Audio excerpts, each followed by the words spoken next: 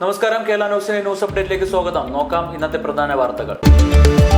വയനാട് പുനരധിവാസം സംബന്ധിച്ച് കർണാടക മുഖ്യമന്ത്രി സിദ്ധരാമയ്യയുടെ കത്തിന് മുഖ്യമന്ത്രി പിണറായി വിജയൻ മറുപടി നൽകി. വയനാട്ടിലെ ദുരന്തബാധിതരുടെ പുനരധിവാസത്തിനുള്ള ടൗൺഷിപ്പ് പദ്ധതി അന്തിമ രൂപത്തിലാകുമ്പോൾ കർണാടകയെ അറിയിക്കാമെന്നാണ് മുഖ്യമന്ത്രി പറഞ്ഞത്.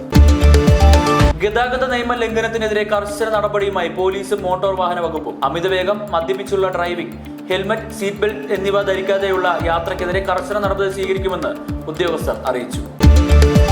ഓൺലൈൻ ഭക്ഷ്യവിതരണ സംവിധാനമായ സ്വിഗ്ഗിയിലെ തൊഴിലാളികൾ അനിശ്ചിതകാല പണിമുടക്ക് തുടങ്ങി. ശമ്പള വർധന ഉൾപ്പെടെ തൊഴിലാളികൾ നാളുകളായി ഉന്നയിക്കുന്ന ആവശ്യങ്ങൾ മാനേജ്മെന്റ് അംഗീകരിക്കാത്തതിൽ പ്രതിഷേധിച്ചാണ് സമരം.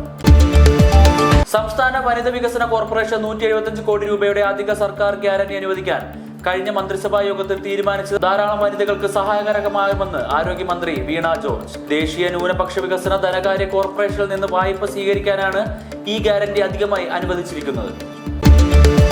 IFFK 2024 വേദിയിൽ തിളങ്ങി ശില്പി മോഹൻ നെയ്യാറ്റിൻകര. ക്ലാസിക് ക്യാമറകളുടെ മിനിയേച്ചർ ഒരുക്കിയാണ് മോഹൻ നെയ്യാറ്റിൻകര ശ്രദ്ധയാകർഷിക്കുന്നത്. പാനാവിഷൻ, പിക്സൽ തുടങ്ങിയ ക്യാമറകളുടെ മിനിയേച്ചറുമായി IFFKയുടെ പ്രധാന വേദിയായ ടാഗോർ തിയേറ്റർ പരിസരത്ത് മോഹൻ ഉണ്ടാകും. വനിതാ ശിശുവികസന വകുപ്പിന്റെ സ്റ്റേറ്റ് ചൈൽഡ് പ്രോട്ടോകോൾ സൊസൈറ്റിയുടെ കീഴിൽ തിരുവനന്തപുരം പൂജപ്പുര ജില്ലാ ശിശു സംരക്ഷണ ഓഫീസിൽ ചൈൽഡ് ഹെൽപ്പ് ലൈൻ സൂപ്പർവൈസർ തസ്തികയിലേക്ക് കരാർ അടിസ്ഥാനത്തിൽ നിയമനം നടത്തുന്നു. Social work, computer science, information technology, community sociology, social science എന്നിവയിലെ ഏതെങ്കിലും വിഷയത്തിൽ ബിരുദവും കമ്പ്യൂട്ടർ പരിജ്ഞാനവും വേണം. ഗവാസ്കർ ട്രോഫിയിൽ ഓസ്ട്രേലിയക്ക് വിജയ പ്രതീക്ഷ. ഓസീസിന്റെ ഒന്നാം ഇന്നിംഗ്സിൽ സ്കോറിൽ 445-നെതിരെ മറുപടി ബാറ്റിംഗിന് ആരംഭിച്ച ഇന്ത്യ മൂന്നാം കളി നിർത്തുമ്പോൾ 4-51 നിലയിലാണ്. 2 വിക്കറ്റ് നേടിയ മിച്ചൽ സ്റ്റാർക്കാണ് ഇന്ത്യയുടെ ടോപ്പ് ഓർഡർ തകർത്തത്.